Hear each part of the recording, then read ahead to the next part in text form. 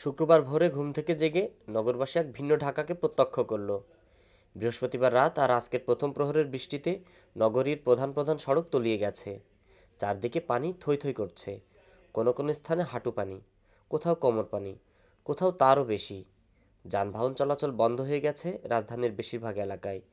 কোনো কোনো এলাকায় রিক্সা চলছে সাঁতার কেটে, আবার কোথাও সড়কে উঠে এসেছে নদ নদীর বাহন নৌকা।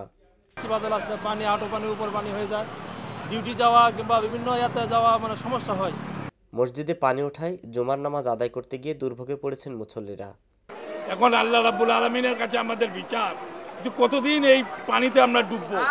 পানি আটকে থাকায় রাজধানীর অনেক কাঁচা বাজার ডুবে থাকে সারাদিন।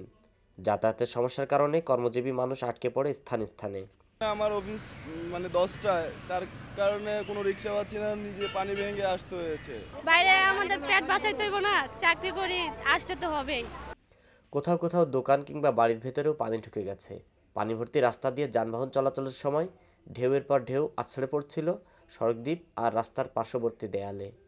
পানিতে ইঞ্জিন ডুবে যাওয়ায় কোথাও কোথাও যানবাহন বিকল হয়ে পড়ে। পানি নিষ্কাশন সমস্যার সমাধানে নতুন পাইপলাইন স্থাপন করা হলেও তা কোনো কাজে আসছে না বলে জানালেন এলাকাবাসী। সমন্বয়হীনতার অভাব হলে সবচেয়ে বেশি। এই সমন্বয়হীনতার অভাব যদি না থাকতো তাহলে এই কষ্ট হতো না, আর পানি জলাবদ্ধ থাকতো না। এই যে পানি বেঁধে এখন তো প্যাসেঞ্জার নামাই দেওয়া লাগে। কোনো প্যাসেঞ্জার আছে কোলে করে তো বাসায় নিয়ে দিতে না, গাড়ি তো আরেকজন লই দিবে। দেখালে কি করবো, মালিকের গাড়ি দিমু না আমি বাসা বাড়ি থুয়ে ফেলামু কোন। ময়লা আবর্জনা জমে ড্রেনেজ ব্যবস্থা অচল হয়ে পড়ায় অল্প বৃষ্টিতেই নগরের এই হাল হয়েছে বলে মন্তব্য করেন কেউ কেউ। জলাবদ্ধতা নিরসনে নগরীর কোনো কোনো এলাকায় সিটি কর্পোরেশন কর্মীদের কাজ করতে দেখা যায়। আজকের বৃষ্টি ছিল আষাঢ়ের মতো ভারী বর্ষণ। আবহাওয়া দপ্তরের হিসেবে দুপুর 12টা পর্যন্ত ঢাকায় বৃষ্টিপাত হয়েছে 39 মিলিমিটার। তবে আবহাওয়াবিদরা এই অবস্থাকে স্বাভাবিক বলে মনে করছেন। পশ্চিমা লঘুচাপ ও পূবালি বাতাসের সংমিশ্রণটা কলকাতা এবং বাংলাদেশের সেন্ট্রাল পার্টে ঘটার কারণে প্রচুর বৃষ্টিপাত শুরু হয়েছে। বর্ষা মৌসুম এলেই রাজধানীর নিচু এলাকায় বৃষ্টির পানি জমে জনদুর্ভোগ বেড়ে যায়।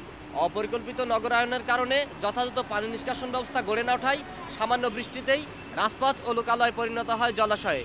নগরবাসী এ অবস্থার অবসান চান শিগগিরই। অনি আলমগীর, চ্যানেল এস, ঢাকা।